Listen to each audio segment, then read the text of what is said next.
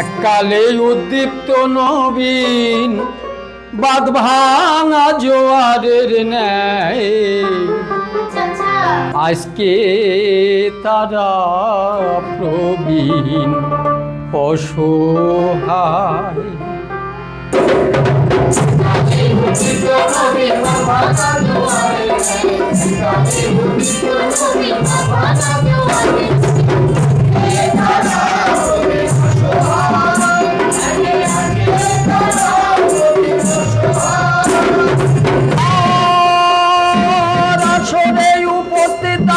যত প্রবীণেরা আমাদের সালাম ও শ্রদ্ধা গ্রহণ করুন তারা। প্রবীণ মানে আলাদা ভাবে কোনো কিছু নয়, এই জীবন চলার শেষের ধাপটি প্রবীণ পরিচয়।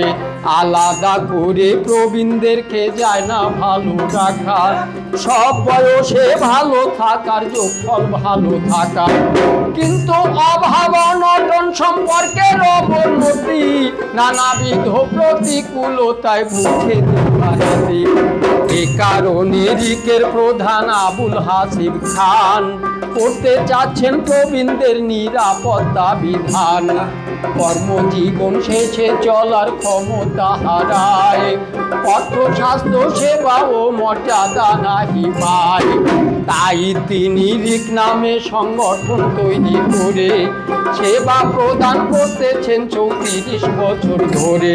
তাই নতুন বাংলাদেশে নতুন স্বপ্ন দেখতে চাই, প্রবীণরা খুঁজে নিতে চায় ভবিষ্যতের ঠাই।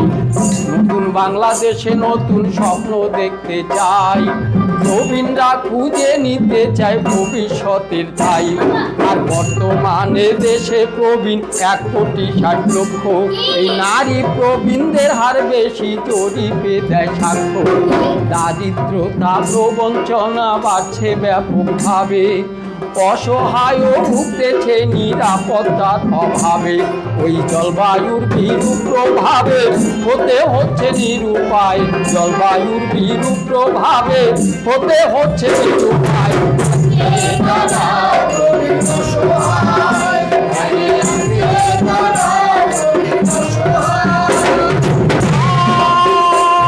বাংলাদেশে বিধবা প্রবীণ নারীর সংখ্যা বেশি, 78% বয়স 70। এই প্রবীণদের একটি অংশ আর্থিক অসচ্ছল, তাদের জন্য সকল সেবা রয়েছে দুর্বল। রীতিমতো খাদ্য ও চিকিৎসা সেবা নাই, এই শেষ জীবনটাই অবহেলায় কোথাও নাই ঠাই। শক্তি সম্পদ সকলই ব্যয় করছে পরিবারে, সংসারের সকলে এখন বোঝা মনে করে।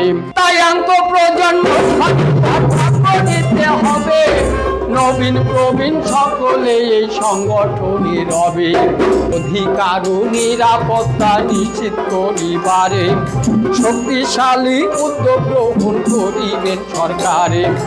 2023 সালে সর্বজনীন পেনশন আইন ঘোষণা হয়েছে, নাই বাস্তবায়ন। এই আইনে 60 বছরের ঊর্ধ্বের সকলায় করে পেনশন পাবে আর্থিক অবস্থা বিবেচনায়। যদিও বয়স্ক ভাতা পাচ্ছে কোনো মতে, অন্যের উপর নির্ভরশীল হতে হয় তা পেতে। তারা পাচ্ছে না স্বাধীন হতে প্রভাবশীল সমাজ ব্যবস্থায়, পাচ্ছে না স্বাধীন হতে প্রভাবশীল সমাজ ব্যবস্থায়।